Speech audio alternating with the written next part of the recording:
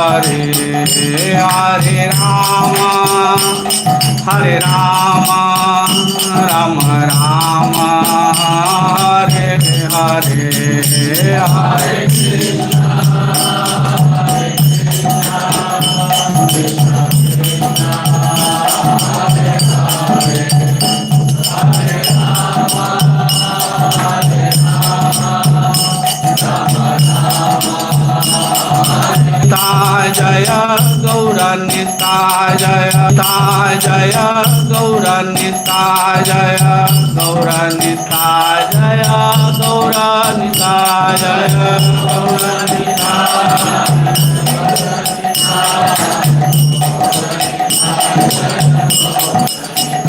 Jaya Prabhupada Jaya Prabhupada Jaya Prabhupada Srila Prabhupada Jaya Prabhupada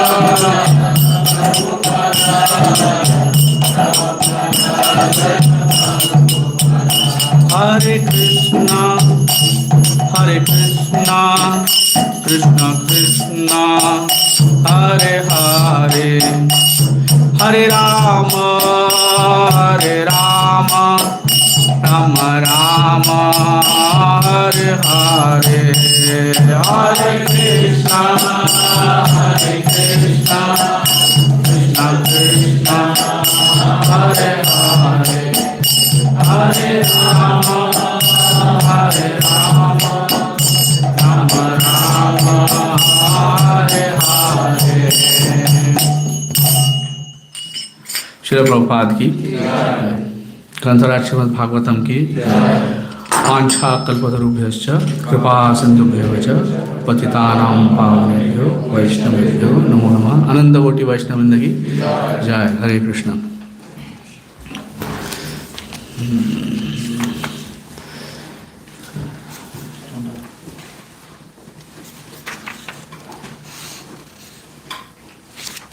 18, right? Starting from 18?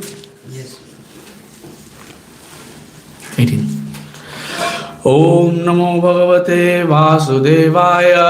Om Namo Bhagavate Vasudevaya. Om Namo Bhagavate Vasudevaya. Om Namo Bhagavate Vasudevaya. Om Namo Bhagavate Vasudevaya. Om Namo Bhagavate Vasudevaya. Narayanam Namaskritya Naram Chaiva Narottamam Devim Saraswatim Vyasam Tato Jayamudiraye Nashtaprayeshu Bhadreshu Nityam Bhagavad Sevaya Bhagavate Uttama Shloke Bhaktir Bhavati Naishtiki. Today we are reading from Srimad Bhagavatam, the 8th chapter, 8th canto, 7th chapter. We'll be reading the translations of verses 18 through 35, but we'll be chanting the verse 22 together. Okay, that's our class plan for today. So 18 to 35. So I'll just read the translations. We can all read them together, and then we'll read them. We won't get into the purports of all these verses. Actually, all these verses have some nuances inside, but we are doing a little bit of a speed run through the Bhagavatam here, so therefore we won't get into it. So translation, we can read that together. The fish, sharks, tortoises and snakes were most agitated and perturbed. The entire ocean became turbulent, and even the large aquatic animals like whales, water elephants, crocodiles and timingal fish, large whales that can swallow small whales, came to the surface. While the ocean was being churned in this way, it first produced a fiercely dangerous poison called halahal. O king, when that uncontrollable poison was forcefully spreading up and down in all directions, all the demigods, along with the Lord himself, approached Lord Shiva, Sadashiva. Feeling unsheltered and very much afraid, they sought shelter of him. The demigods observed Lord Shiva sitting on the summit of Kailas hill with his wife Bhavani for the auspicious development of the three worlds. He was being worshipped by great saintly persons desiring liberation. The demigods offered him their obeisances and prayers with great respect. The Prajapatis said, O greatest of all demigods, Mahadev, supersoul of all living entities and cause of their happiness and prosperity, we have come to the shelter of your lotus feet. Now please save us from this fiery poison which is spreading all over the three worlds. O Lord, you are the cause of bondage and liberation in the entire universe because you are its ruler.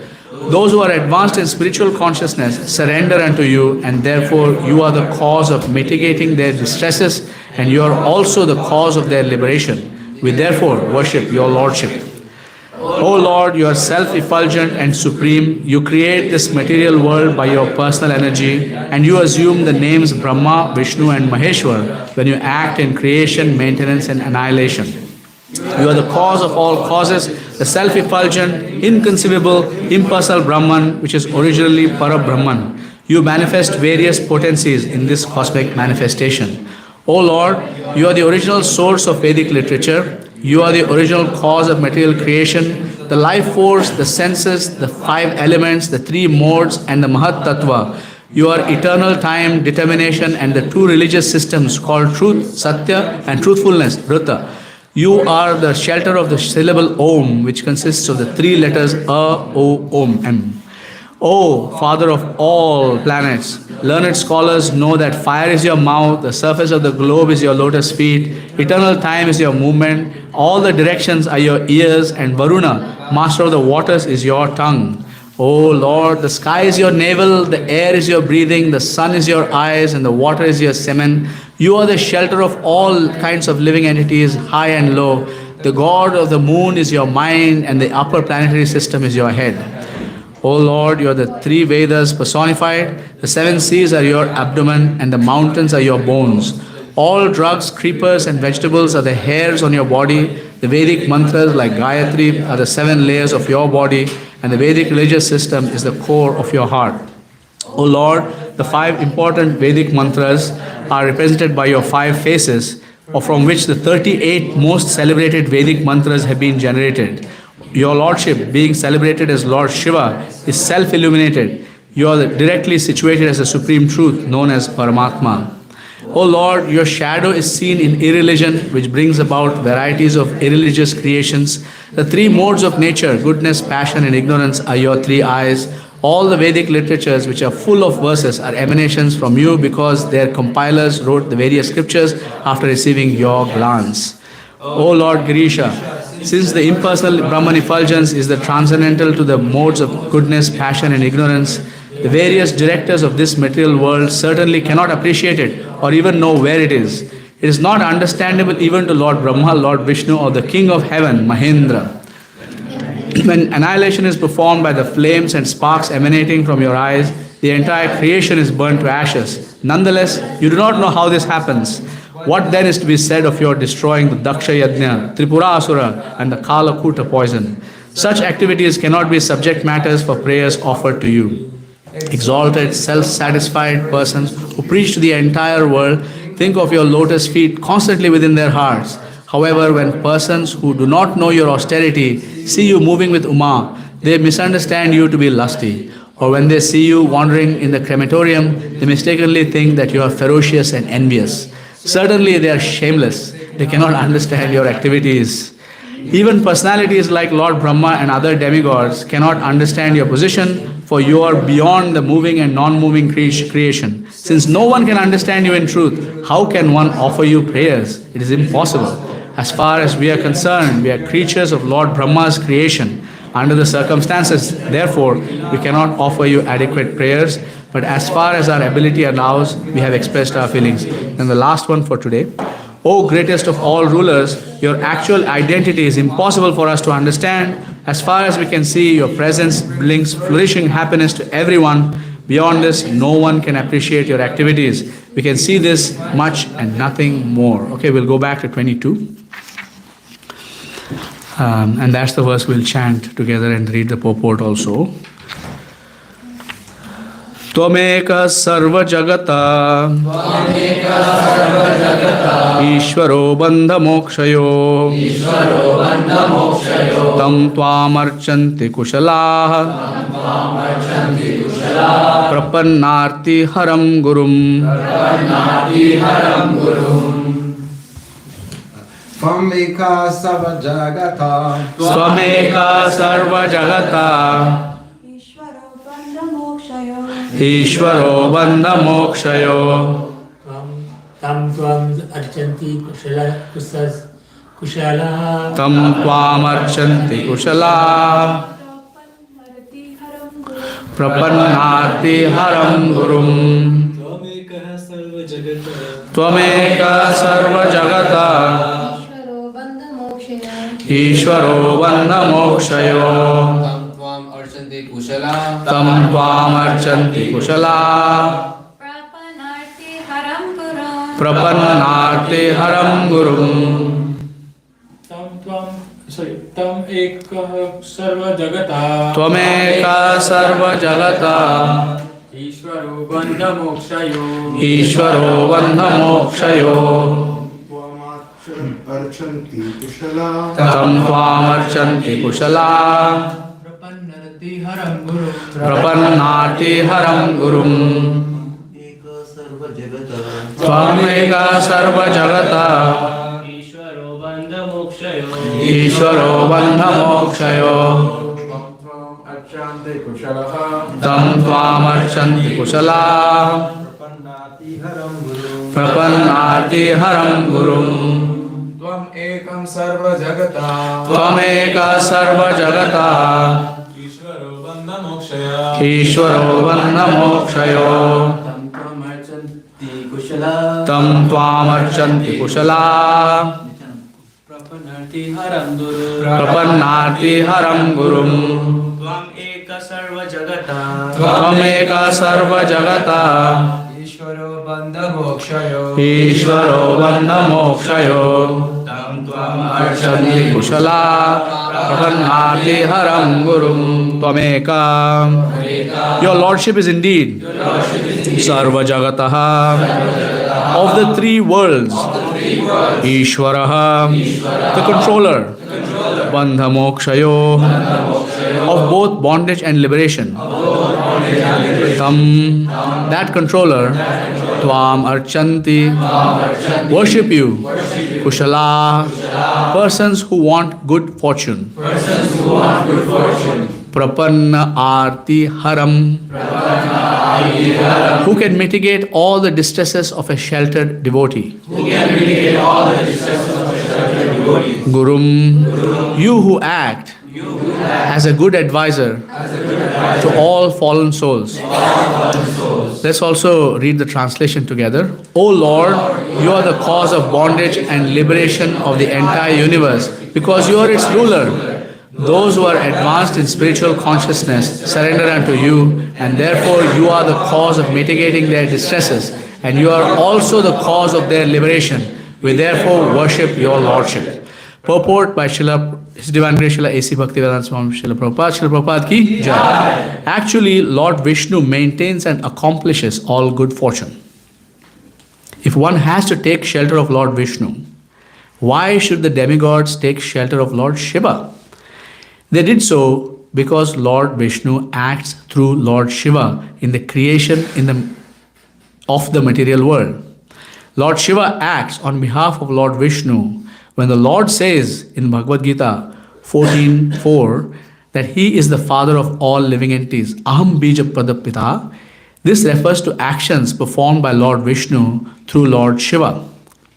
Lord Vishnu is always unattached to material activities, and when material activities are to be performed, Lord Vishnu performs them through Lord Shiva. Lord Shiva is therefore worshipped on the level of Lord Vishnu. When Lord Vishnu is untouched by the external energy, He is Lord Vishnu. But when He is in touch with the external energy, He appears in His feature as Lord Shiva. Om Ajnanatimirandhasya Jnananjanashalakaya Chakshurunmilitam Yena Tasmai Shri Gurave Namaha. I was born in the darkness of ignorance. My spiritual master opened my eyes with the torchlight of knowledge. I offer my respectful obeisance at the lotus feet of my spiritual master.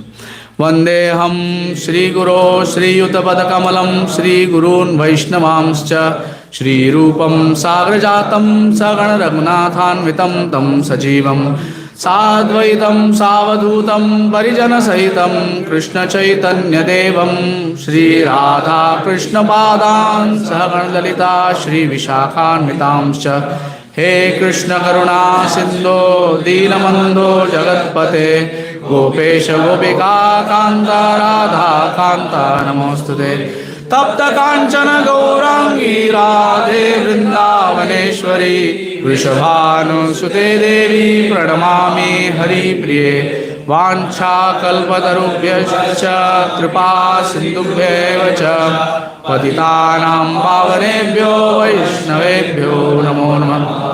जय श्री कृष्ण चैतन्य प्रभु नित्यानंद श्री अद्वैत गदाधर शिवासादि गौर भक्तवृंद। हरे कृष्णा कृष्णा कृष्णा हरे हरे हरे राम राम हरे हरे। त्वमेक सर्वजगत ईश्वरो बन्धमोक्षयो तम त्वामर्चन्ति कुशलाः प्रपन्नार्ति हरं गुरुम्. O Lord, you are the cause of bondage and liberation of the entire universe because you are its ruler. Those who are advanced in spiritual consciousness surrender unto you, and therefore you are the cause of mitigating their distresses. And you are also the cause of their liberation. We therefore worship your Lordship. Begging for your blessings. Many of my spiritual masters are here, especially Bhaktivedanta Swami Maharaj, Dharmaprana Prabhu, Dakshin Prabhu, and thank you very much, Prabhu. Okay, this section of the Bhagavatam can get confusing because the demigods are worshipping Lord Shiva in the presence of Lord Vishnu. In general, it's advised that in the presence of Lord Vishnu, we don't worship anybody else. But in this particular case, there is a specific reason behind it. Okay, so in order to understand this better, let us start off by understanding who is that Lord Shiva who is being worshipped here, first and foremost. Srila Prabhupada mentions it in the purport, it's Sadashiva.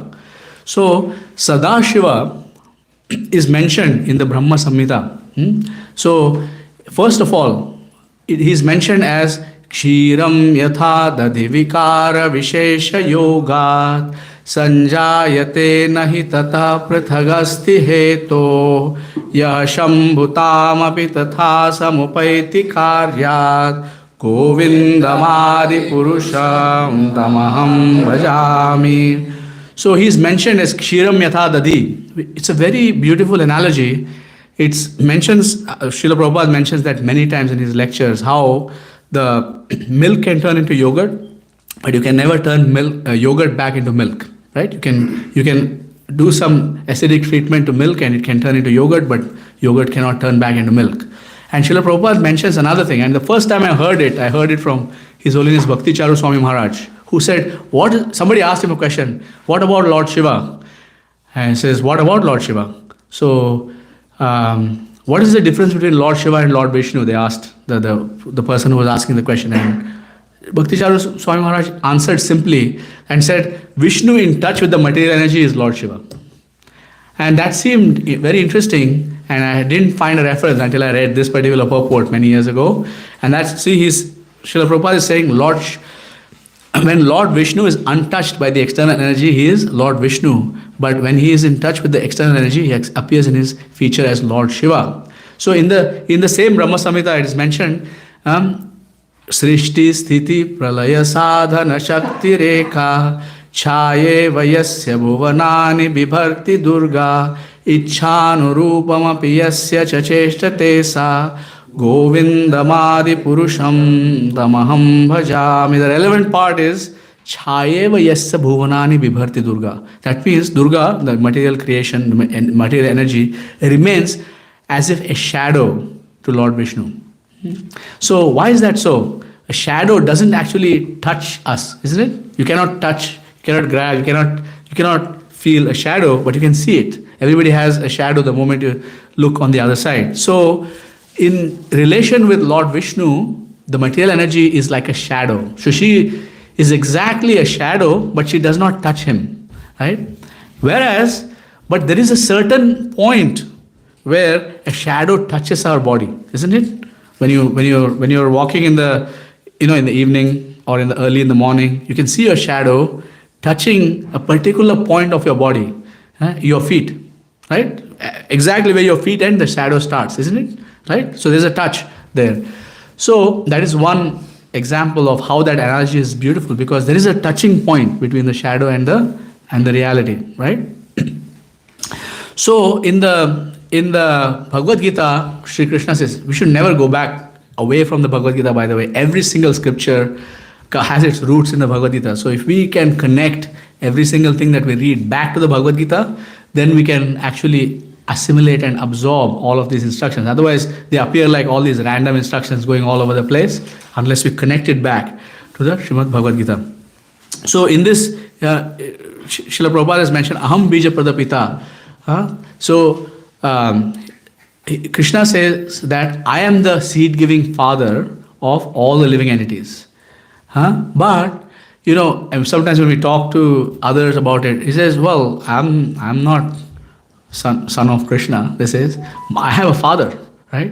And it's not Krishna, right? And and then we start explaining, how it works and all of that stuff. But in general, I will take you back to the origin story from the Vedic literature, mentioned in the Srimad Bhagavatam as well, right? So this is so Krishna is in the Srimad Bhagavatam, in the Chatushloki Srimad Bhagavatam, there is a verse that starts. There are 4 verses which actually comprise of the seed of the Bhagavatam, similar to the 4 verses in the 10th chapter of the Bhagavad Gita, which comprise of the seed of the Bhagavad Gita. So in general, you can meditate on those 4 verses and realize the purports of the rest of the scripture. Just 4 verses, okay? It starts with Aham Evasam Evagre.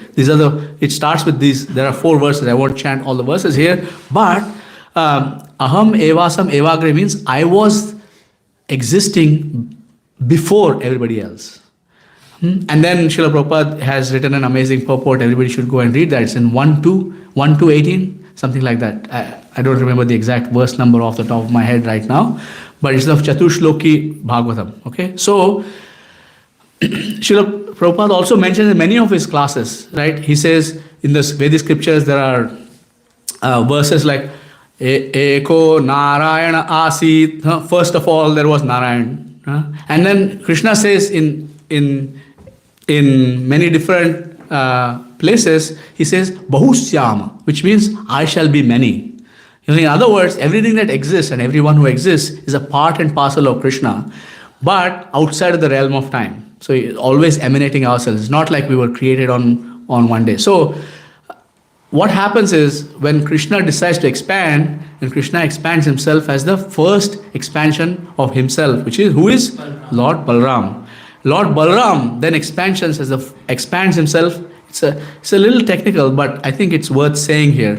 4 expansions. So they are called the first Chaturvyu expansions: Sankarshan, Pradyumna, Aniruddha, and Vasudev. So from the first Sankarshan comes the second set of Chaturvyu expansion: Sankarshan, Pradyumna, Aniruddha, and Vasudev. Same names, different personalities. Okay? From the second Sankarshan comes the personality known as Mahavishnu, who is mentioned again in the Brahma Samhita. The verse starts with Yah Karanarnava Jale Bhajati Sma Yoga Nidram. So this is he's known as the Karana, the person who lies on the Karana ocean. Karana means the causal ocean. I mean, when you look at the depth of this understanding, there is a particular ocean which emanates from the Lord, which is called the causal ocean. This is the ocean of the cause of all causes, right? So this is the ocean in which Lord Mahavishnu lies, and he's in Yoga Nidra. And in Yoga Nidra, he is, it's a kind of a dream, but not a dream. A dream is like a different kind of consciousness, whereas he's in a super conscious state, right? So he is dreaming, and as he dreams of the creation in his Yoga Nidra. And as he dreams of his creation, so therefore, in many analogies say this world is temporary. It's, many people use that language, temporary, therefore it's illusory and so on and so forth. So he dreams that dream in which there is a creation of the material realm. So from the material realm, when he opens his eyes and looks at the Mahat Tattva or the material energy, who is inert without his glance then impregnates all the souls who have been lying in suspended animation inside of his transcendental body back into the material creation. This cycle continues ad infinitum, continues again and again. And that glance of Mahavishnu is Shambhu. Okay? So therefore, when you go into a temple of Lord Shiva and you see this symbol that looks like a ray, it looks like a ray in the womb of material nature. That is what it means, is the glance of Mahavishnu is the agency by which all of us have been impregnated into the material world. So therefore, since the glance of Mahavishnu can be said to be different from him and non-different from him. Again, the Achintya, Bheda, Abheda comes right here. He's different. The glance is not the person, right? I'm looking at someone or something. My glance is not me, but my glance is also me at the same time, right? So when I look at it, then I gather some knowledge and you can understand it in this way. So this glance of Mahavishnu is Shambhu, Sadashiva. So in this particular verse, long story, this particular verse, the demigods have approached Sadashiva, who is actually a direct expansion of Lord Mahavishnu. So from Mahavishnu comes Garbhodakshaya Vishnu, from Garbhodakshaya Vishnu comes Kshirodakshaya Vishnu, and this Kshirodakshaya Vishnu comes Paramatma. So if you look at all the translations that we read today, you think about it as, Sadashiva is a earlier expansion, practically speaking, than Garbhodakshaya Vishnu and Kshirodakshaya Vishnu and so on and so forth. And therefore, Paramatma is said to be an expansion of Lord Sadashiva. Now, there is another Shiva who's also an expansion of Sadashiva. It gets a little technical there. I won't go into that whole thing right now, but he is known as Rudra. He is born inside the material universe from the forehead of Lord Brahma. When Brahma got angry and when the Kumaras did not obey his instruction to procreate and they became brahmacharis, and Brahma was upset that these boys haven't followed his instructions, and from his anger came Rudra, and that personality is different. He's a reddish complexioned personality who Rudra, who was crying when he came out, because he came out of anger, and the cycle of how Krishna mentions, that's actually true in the transcendental sense also. After you get angry, you cry. That's what you do. Like when someone starts crying, you should understand that before that they have been angry, right? And then their anger results in tears afterwards. Okay, so this we are not talking about Rudra in this particular verse. They are talking about Lord Sadashiva, right? So therefore, he is transcendental. In our tradition, in the Brahma Madhva Gaudiya Sampradaya, we have Sadashiva also in our Sampradaya, and his name is Advaita Acharya. Yes. So Advaita Acharya is a combined incarnation of Mahavishnu and Sadashiva. He appears in our disciplic succession. So if you read the purports very carefully, you will see that whatever is being prayed to Lord Sadashiva is actually applicable also to Advaita Acharya. Advaita Acharya brought the Sankirtan movement into the world.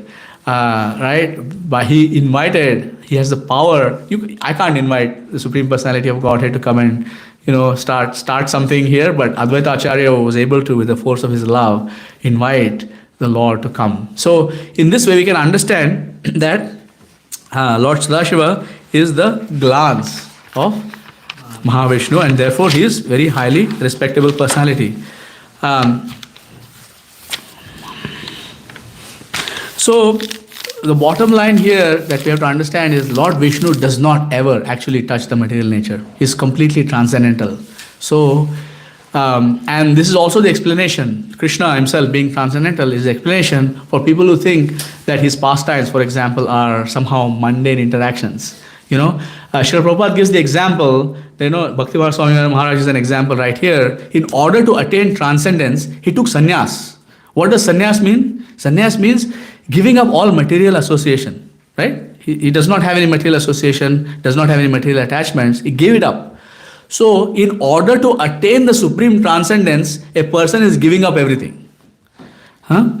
And how is it that the person who has all of the transcendence associates again with the material?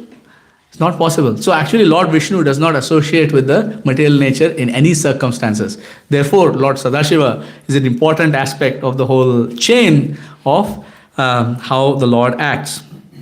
In fact, we can see that this is true also in the mundane sense. Like a powerful person does not act directly, right?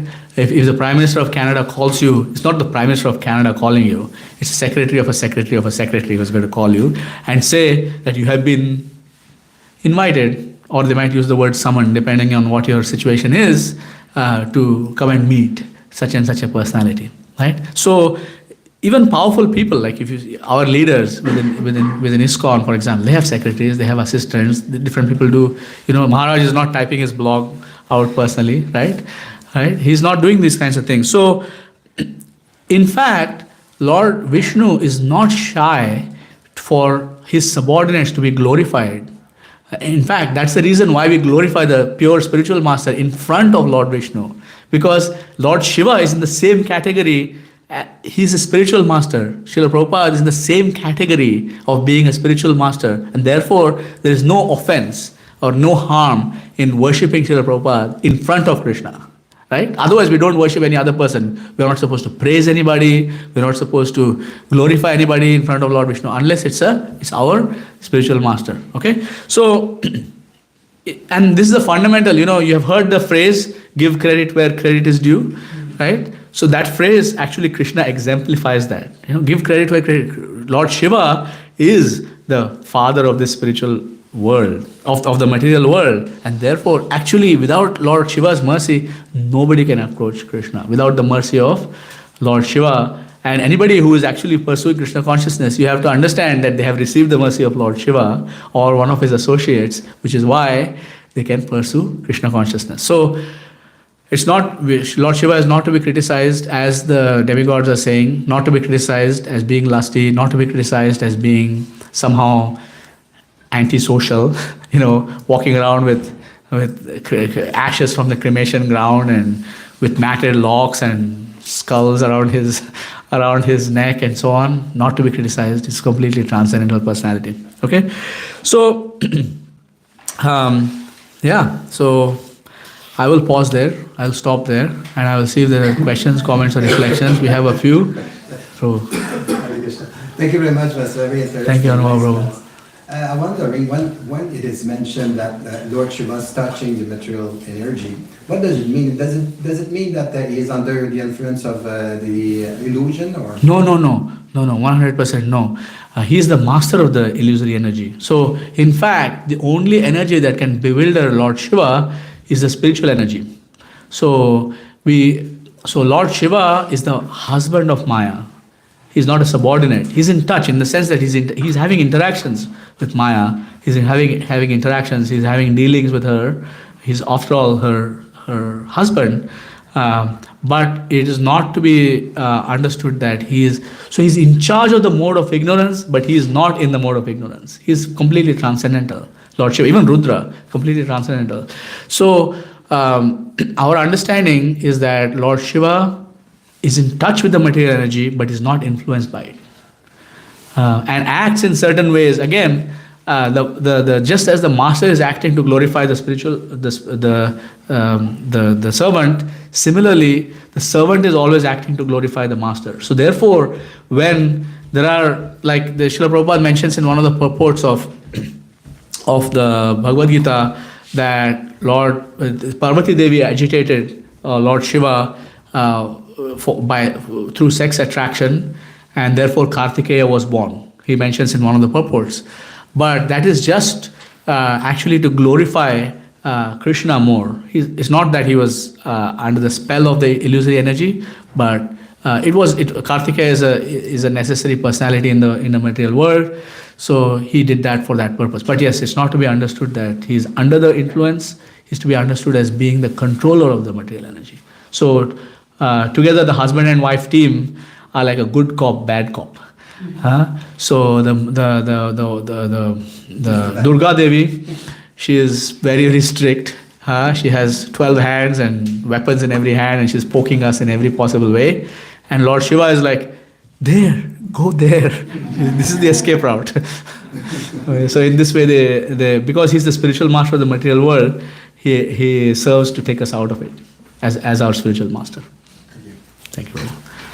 Okay, sure. Thank you so much for your class. I have three small questions. The first question is, when we read that Lord Shiva is the greatest Vaishnava, which Shiva is being referred to? Is it Sadashiva or one of the other Shivas you mentioned? Both.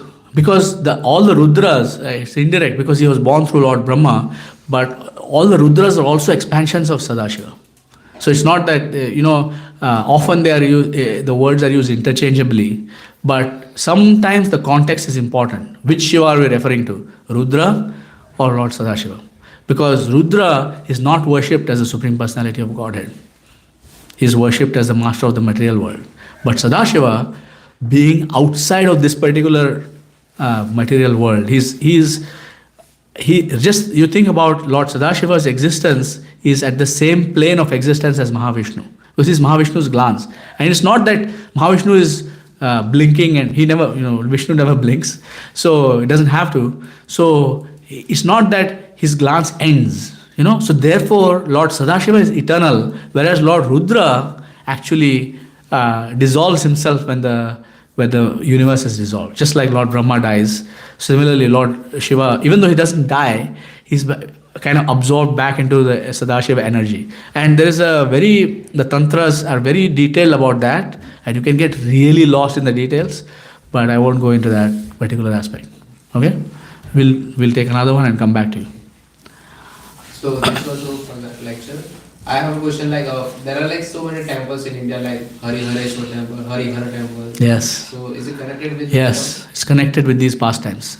Sometimes Lord Vishnu enters into the mood of Lord Shiva. There's very interesting things that happen. There's anything that you can imagine is only possible because the Lord has manifested it. So Srila Prabhupada mentions that you have seen gold, you have seen a mountain, you might dream of a golden mountain. But there is a golden mountain in the universe, in the Trikuta. So, in other words, all of these things are not, some of them can be concoctions, but especially the very old traditional temples, they are not concoctions. You have to get the proper understanding, which is why we have to go with our acharyas and not necessarily, because the persons who are serving there could be materialistic and they might not be able to explain what is actually going on there clearly.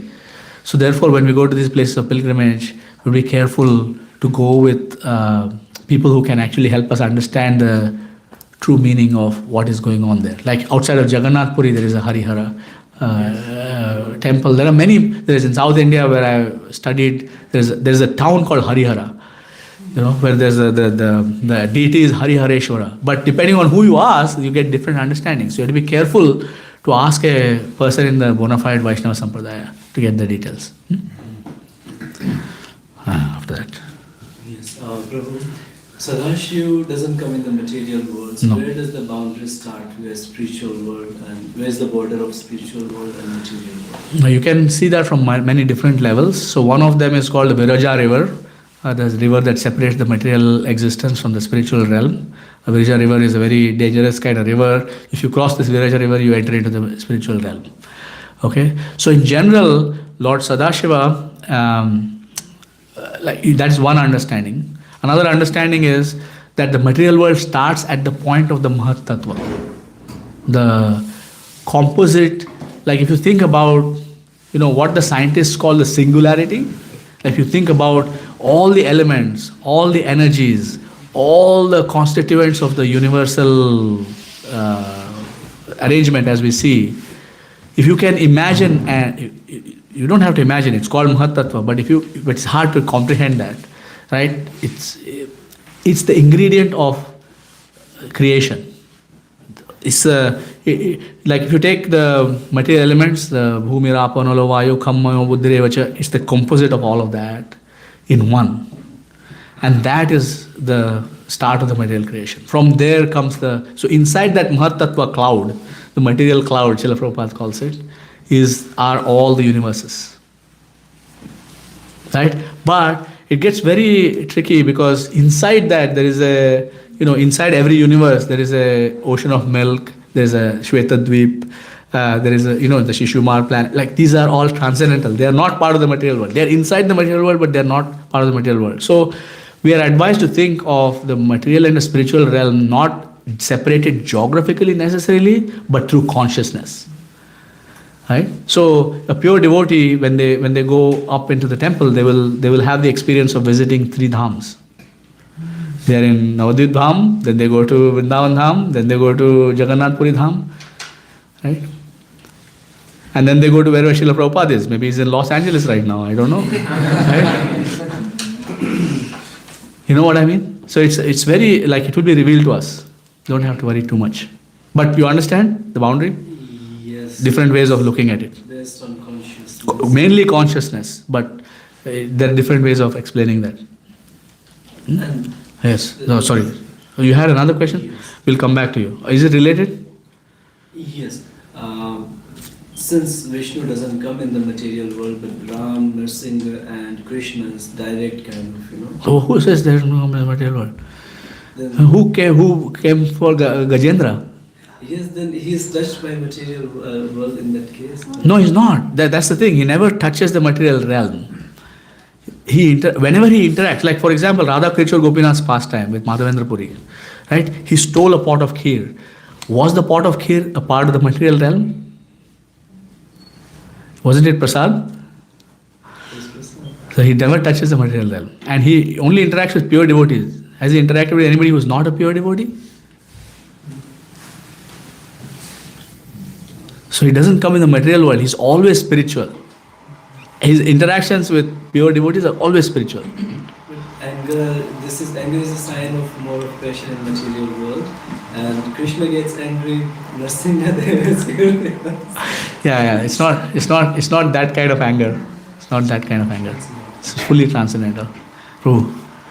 And then we have some from this side after this. One question might be done, Prabhu, but like Prabhu was saying, like you said, Lord Vishnu never touches material world and he comes through Lord Shiva. So as practicing devotional service, there are a lot of material desires and material problems. So if we see like Vishnu is not dealing with material things, then who's gonna? Your spiritual master is sitting right here.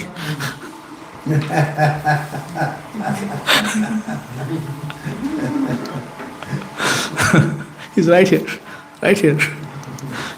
Not even 10 feet away. You don't worry, just stay there and it'll all be clear. Don't worry. There's a way to express everything spiritually. And when we stay in the association of our spiritual masters and our advanced devotees, then we can understand at what point something becomes material, for example. It's a fine line. Right? Maharaj. I just wanted to say this idea of the Lord coming in contact with the material world. It may appear like that, but the example is given in the 10th canto of a rainbow. Yes. That's It's bent like this, like a bow, and it appears that it's strapped Touching. together, yeah. by, Earth. So it appears that way when you go to either end of a rainbow, it never really makes Touches. contact. So it's a nice example. And the Oh, that's a rainbow is beautiful one of analogy. those beautiful manifestations of this physical world. Thank you, Maharaj. So the Lord beautifully comes here, and it looks like he's bound, by what he called that strap, Right. strap, and but he's not actually. That's a brilliant thing. Maharaj just said, because he's not mic'd up, Maharaj just said in the 10th canto there's the example of the rainbow, which appears to be touching the earth, and the earth is the strap, or the band that ties the two ends of the rainbow down. But if you actually go to that place where it appears to be coming from, you will never find a spot where the rainbow is touching the earth. And that example he has quoted from the 10th canto of Srimad Bhagavatam. Thank you so much, Maharaj. That's beautiful. Have you ever tried to find the end of a rainbow? I have. I have to. It doesn't work. Yes. Anybody here? So, Prabhu, we said that Lord Shiva is beyond the material realm and he never gets Lord Sadashiva. Lord Sadashiva. So Sadashiva and Shiva are Rudra. So they are sometimes used interchangeably because one is the expansion of the other. But Rudra is the son of Lord Brahma. So he is in charge of the dissolution of an individual universe, for example, when he does his Tandav Nritya and so on. But the same thing can be said of Sadashiva, but not quite. What's the difference? The difference is that Lord Sadashiva is the glance of Mahavishnu. He's a direct glance of Lord Mahavishnu. Therefore, he is 100% transcendental. Lord Shiva, even Rudra, is transcendental. But that's the difference. That Lord Rudra appears as a son of Lord Brahma, who is the son of Garbhodakshaya Vishnu. Whereas Lord Sadashiva is the direct glance of Mahavishnu. There's no Lord Brahma in between. And Lord Brahma, it gets even more tricky because Lord Brahma can be a living entity. Like a jiva. You can, if you spend 100 lifetimes without committing a single sinful action, you can get the post of Lord Brahma. 100 human lifetimes is the target. But you don't have to worry about that because you've already been Lord Brahma. Because when you come from the spiritual realm, Dhiranjan Swami Maharaj explains in a class, Sachinandan Maharaj also explains in different classes, and Srila Prabhupada said that, Bhakti Siddhanta Saraswati said that, so they didn't make this stuff up, is that actually when a living entity comes from the spiritual realm and tries out the material world, the first lifetime is that of Brahma. Bhaktivinoda Thakur also says, Bahirmukha Brahma and Bhaktionmukhi Brahma, two kinds of Brahmas. So, if you see the persons who are materially conditioned in the material world, you have to understand that you have been Lord Brahma once upon a time. And then you thought, maybe Indra is having more fun. And then after the lifetime of Brahma, then you went up and down and now we are stuck here. So, Prabhu, if that But our Brahma is not a Bahirmukha Brahma, is a Bhaktionmukhi Brahma. So after this lifetime, he has come straight from Vaikuntha. After this lifetime, he is going back. Right? So there are, majority of the Brahmas are like that. But the minority of the Brahmas who are foolish enough not to understand what the material world is all about, end up here. Like us. So, Prabhu, then what happens in the Mohini avatar? That little instance when Shiva is running behind. Yes, because that is Lord Vishnu himself. So therefore, Lord Shiva can only be bewildered by Lord's internal energy, just as Lord himself can be bewildered by his own internal energy. How is it that the Lord who is the fear of fear personified, how is it that he is afraid of Mother Yashoda? Because of his internal energy. How is it that he doesn't know what Radharani is cooking for him? Internal energy. Right? The Lord can be bewildered by his own internal energy, by his own desire. So in this particular case, Lord Shiva desired to understand, to see the Lord's illusory energy. So the Lord manifesting as Mohini Murti was such a beautiful form that Lord Shiva was bewildered, running after her all over the place. But that's not material energy, because material energy is his wife. Why he would be bewildered? He can go home. Right? Makes sense. Thank you. Thank you. We have Sarthak, and we come back to you, Prabhu. Sorry. There is a question from live stream from Padma Mataji. She says that she asks, even though Lord Shiva is the son of Brahma, why is he considered more superior than Lord Brahma? In fact, there are not many temples of Brahma, but every Vishnu temple has a deity of Lord Shiva. It's a fact. Well, Lord Brahma has a particular curse on him that he cannot be worshipped, and I won't go into the details of that particular thing. But Lord Brahma is our Sampradaya Acharya. He's our Acharya. So we worship Lord Brahma regularly. We chant the Brahma Samhita. Chanting the Brahma Samhita is as good as worshipping Lord Brahma, right? But when you chant someone's prayers, your spiritual master composes some poetry, you chant the poetry, you're worshipping your spiritual master, right? You're worshipping Krishna through the agency of your spiritual master also. So yes, it's a fact that Lord Shiva is actually superior to Lord Brahma from a spiritual sense, because Lord Shiva is not a living entity. Lord Brahma can be a jiva. Lord Shiva is never a jiva. Lord Shiva is so special that he has his own tattva. Everybody wants that. Right? I want my own tattva, right? But actually, we have the jiva tattva. Unfortunately, billions, trillions of, including that ant and the little germ, is all jiva tattva. So we are all no better than that germ from a spiritual level. But Lord Shiva is Shiva tattva. Like that is, he is special. Why is it like that? I think my spiritual master said, go meet one of them and ask them. Okay, bro, back to you. Lord Shiva is described as being Ashutosh, right? Being very. In the purport is mentioned. Could you speak a little bit more about what that means? Ashutosh means easily pleased. So Lord Shiva is so deep in his internal bhajan that when people come requesting blessings, he's like, take it and go. Don't bother me. Just get lost. What is this? What do you want? Take it. Get out. Okay. And then once he gives that kind of blessing, if it's a material blessing that he's coming for, he knows that his wife is going to clean up. Right? She's going to come after you. That material blessings come with a bunch of preconditions. Right? Everything. Somebody wants a husband or a wife, somebody wants money. It comes with some yeah. It's fine print. Fine print. Yeah, thank you. And but Lord Shiva is even very pleased with a person who is worshipping Krishna. And this is mentioned in one of the purports. If you read these verses, purports, they are not too many, few pages. You will see that Lord Shiva is very much pleased by a person who is worshipping Krishna. And that person is very, very blessed. There's a whole story of the Brahmana who was forced by his wife to approach Lord Shiva for a blessing. The touchstone story. And then he approached Lord Shiva, who then